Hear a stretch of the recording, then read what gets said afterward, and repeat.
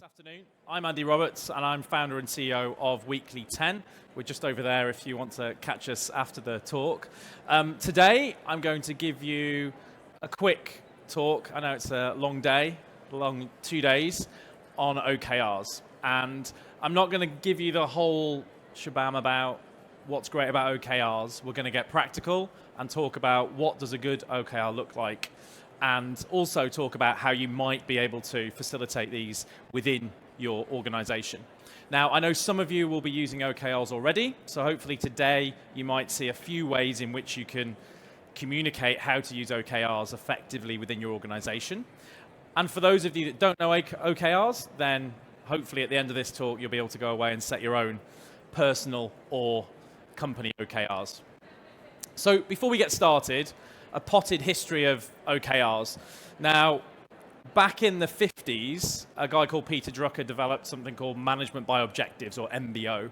Now, this became the seed for most goal-setting frameworks that we know today, whether it be SMART goals, MBOs themselves, or indeed OKRs. And the story of OKRs really started in the 60s and 70s in Intel, where Andrew Grove, who's a senior at Intel, and John Doerr, who joined Intel in the 70s, developed MBOs into what is very similar to OKRs today and what we see with OKRs. And then in '99, John Doerr went and he invested in many companies, but one of his main investments, most famous investment he made, was in Google when they were a relatively small company in Silicon Valley. And when he went to Google, he gave them a presentation on OKRs. And since that day, they used OKRs to build their business. However, OKRs really only came to prominence over the last 5 or 10 years, when actually Google started showing how they've been using them internally. And this has really changed the way in which many of organizations around the world are now managing goals and objectives. As you'll see, a few of the companies using OKRs throughout their organization. We've been using them from day one at Weekly 10, and we love them that much, we've put them into the Weekly 10 platform as well. So what is an OKR for those of you that have not come across them before? So OKR stands for Objective and Key Results. Very simply put, you have an objective, which is designed to be an easy to remember, ideally ambitious objective.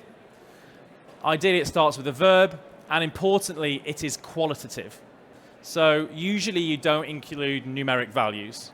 You include something which is aspirational and creates impact. It's something that people can get behind. It doesn't need to be a specific thing. And then that objective is defined by a number of key results. Ideally no more than 3, and they are quantitative. So in this case, they are focused on metrics, specific metrics, and they define success. If we meet our key results, if we hit our key results, we can say we've met our objective. So we're defining exactly what that objective looks like. Now, I'll talk about this a little bit more later, but one of the key things around key results to focus in on is value. When you're thinking about key results, don't think about effort or what you need to do. Think about output and value, because that's a really important part of OKRs and how they differ so much to traditional objective or SMART goal setting. So rather than go through a company example, we've got Buzz here, and anybody can set OKRs, including Buzz Lightyear. Now, I'm wondering if anybody knows what Buzz's objective might be in life. Any takers? To infinity and beyond. Now, this is a very woolly objective, you might say, but it's an objective we all remember, and everybody in Toy Story remembers, because actually, it's exactly what Buzz is all about, and it's his objective. Now, to make that more concrete, we can set a number of key results. So, defeat Emperor Zurg by the end of Toy Story 4, protect 100% of the toys from Sid throughout, and then build a team of 15 comrades with complementary skills. Now, we've used a bit of artistic license here, but fundamentally, we've defined what success looks like and what that objective looks like. Also note that all of these key results are output-based. We're defeating Emperor Zurg. We're not putting a program in place to defeat him. This is an outcome, this is a success, and this is what it looks like. So it's very easy to set an objective, an OKR on an individual level. And this is a great OKR because it's really short objective, easy to remember, and it's got 3 key results. So it keeps things nice and short. If we had 10 key results, we quickly forget what success looked like with the OKR itself. Now, Buzz doesn't operate alone in Toy Story, so Rex could have his own OKR, which contributes or aligns to achieving our objective. Bo Peep could as well, and so could Woody. And again, they can all have their key results, which define success for each of their objectives. Now, a key thing with objectives is that the alignment is really powerful. So with OKRs, you're able to align to other OKRs, whether it's in your organization or within your teams, and that can be a really good way of working on things and focusing on the right things. So what might that look like for you in your organization? If we were to take a HR-focused OKR, one of your main objectives this year might be to look at the onboarding experience within your organization. And if you were setting a SMART goal, what you might do is go into your SMART goal system or write on a piece of paper that you're going to redo the whole process. So you're going to go through, and your objective is to actually implement a new process. But implementing a new process wouldn't necessarily tell you that you've helped get to the place you want to get to with your onboarding experience. So if you set an objective which is create an awesome employee onboarding experience, again, it's qualitative, it's aspirational, it creates impact, you can then define what key results look like along that. So we could say improve 30-day eNPS from 65 to 70. We could increase new hire success rate from 80% to 95%, and we could start manager and employee check-ins on day 1. Now, these key results tell us that we've got to an awesome employee experience. If we'd set some key results here which were input-based, we might say complete onboarding project. But did we actually increase the NPS? Did we increase the new hire success? So OKRs are a different way of looking at objectives. They are focused on output rather than input and effort. And I'm sure today there's been lots of talks around flexible working, 4-day week, everything else. And the key thing there, the one thing to learn is that you need to look at how you measure success. You need to look at the output rather than what people are putting in. And that helps people focus on what matters rather than just doing the work to get through the work.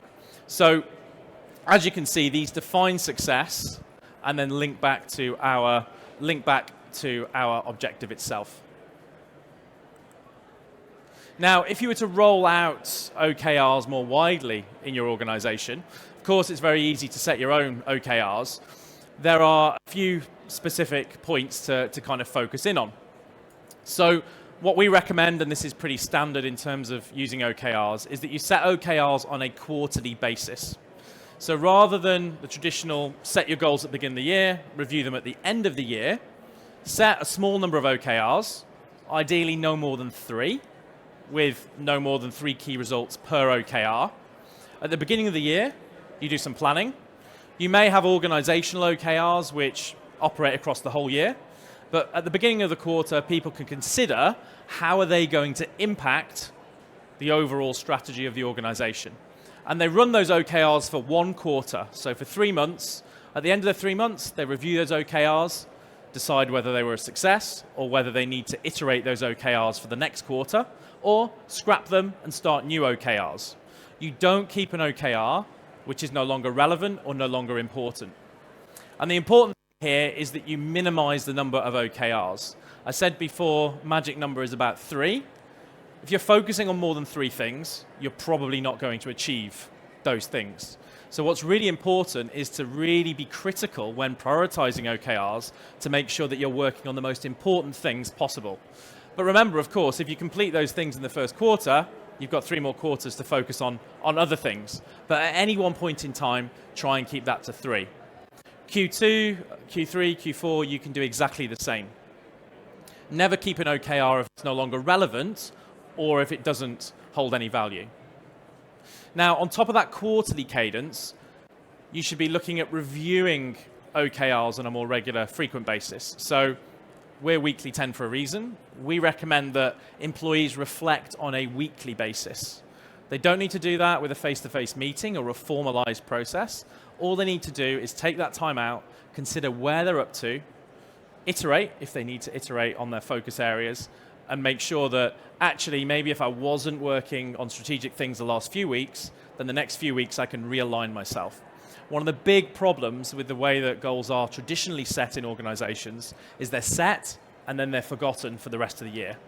It's really important that actually they're front and center. And this is why, again, the magic number of 3 is important, because people should know in their head what those 3 things are. They don't have to go into a system and understand they've got these 10 goals to focus on. So really frequent, weekly, bi-weekly check-in to be able to make sure you're up to date on those key results and you're making progress. Of course, mid-cycle, if you need to scrap them and start again, you do. This should be a continuous process. A few other points that we would recommend around rolling out OKRs. One is to align them rather than cascade them. So when, again, we look at traditional objective setting, MBOs, or we look at SMART goals, typically you would start at the top of the organization, work down to department heads, all the way through the organization. We know that that can take weeks or months to do. It's not effective, and it doesn't engage employees in the process. So we recommend a top-down, bottom-up approach. Organizations should set the example, maybe 3 OKRs for the organization. These are our most important things. This is what we measure success on. And then allow employees or teams to create their own OKRs, which influence those OKRs. So you align OKRs rather than pushing them down to people, and really using that kind of brain trust you have in the organization and their innovation to be able to align. The other thing here around alignment, which is powerful, is alignment across different teams. You should look at aligning OKRs not just within the hierarchy, but also within different parts of the organization. So if sales and marketing have similar OKRs, or they can influence each other, then try and link those together so that actually you can see what's important to those teams as they work together. Second element here is about transparency. By default, we would recommend that OKRs are transparent to everybody. So everybody in the organization can see what everybody's OKRs are.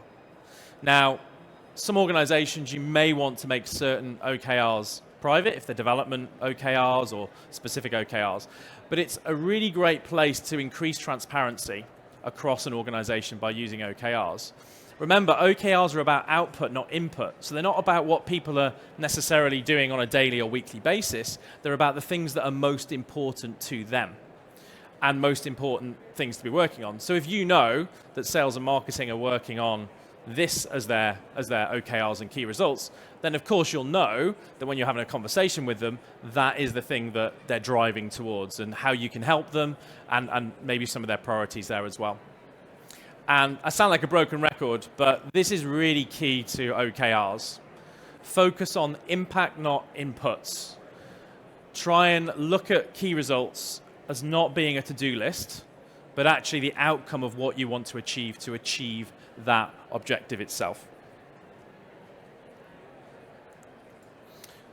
Okay, so as well as that framework, the great thing with OKRs is you can get started straight away. So you can go away after today, sit down and write your own OKRs. They could be personal OKRs. It could be about where you want to be personally in the next 5 or 10 years, or they could be professional OKRs. But anybody can pick those up and do them, and it's a great tool and a great way of doing that. If you're thinking of communicating this out to other people in the organization, or you're looking to encourage people to use OKRs in your organization, we have what we call an OKR manifesto, which is focused around Aspire. So Aspire is just our acronym for the things to focus in on when you're setting OKRs. If you remember one thing, Aspire will tell you how to create OKRs. Your objective should be aspirational. So could be a moonshot. In many respects, you want those objectives to be really stretch targets to make people think about how you're going to achieve them. Your key results should be specific and they should be measurable. So what you're looking at there is ideally you've got numeric values, you've got something to measure. Of course, day one, you might look at it and say, I haven't got anything in place to measure ENPS, for example. But this helps you then refine the way in which you're measuring success moving forward, get your baseline in place, and then try and make those key results specific moving forward. Focus on impact. I've mentioned it a number of times, but the key results, if you can look at the outputs rather than inputs, that's really going to help you in terms of creating those key results. And then finally, review. So it's great setting OKRs and putting those in place, but what you need to do is then refine and review those OKRs over time to make sure that you're working on the things that matter most to you and the things that matter most to the organization as well. There's a lot more information about our OKR manifesto and a lot of tools around using OKRs, either manually or within a system. On our website here, you can just go to weekly10.com/OKR and you'll see plenty of information there for you to be able to look at those. And then to finish, there is a great quote from Steve Jobs which kind of sums up everything we talk about when we talk about OKRs and prioritization.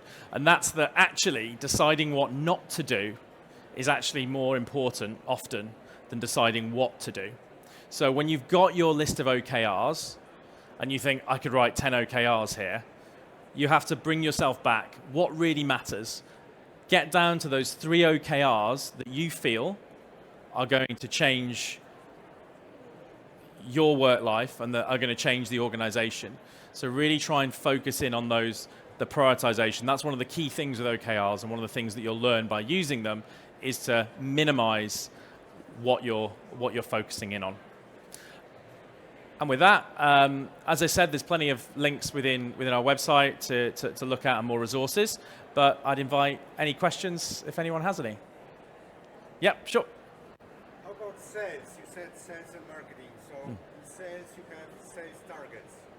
How they, I don't know, you use sales targets into OKR or you use something different? Yeah, so I'll just repeat the question so everybody can hear. So that was a question about sales and marketing. If you've got sales targets, do you put them into OKRs or do you use something different? So what I would say is traditionally, sales, and I was actually having this conversation with somebody earlier, is sales is kind of one of the easiest places to set goals because there's a very clear success criteria as to what sales should produce. Sales and revenue, essentially. So the problem with goals hasn't traditionally been there with sales because they're on top of their numbers every month, every quarter, because in many organizations, that's how you get paid. So there hasn't been that problem. However, if you do want to include sales figures in OKRs, that's perfectly fine. Now, I haven't gone into it today. Typically OKRs, and there are different types of OKRs, you will want to set OKRs which are stretch targets. So without going into too much detail, you might actually try and extrapolate out the target rather than keeping it conservative to try and really stretch those OKRs. So for sales, you might want to do that. And you can include those sales targets as OKRs, as key results. So for a sales organization, maybe the objective is to grow into new markets. And then you can have key results which measure whether you have penetrated those markets or got certain sales in those markets. Okay. Any more questions? Yes. Sorry.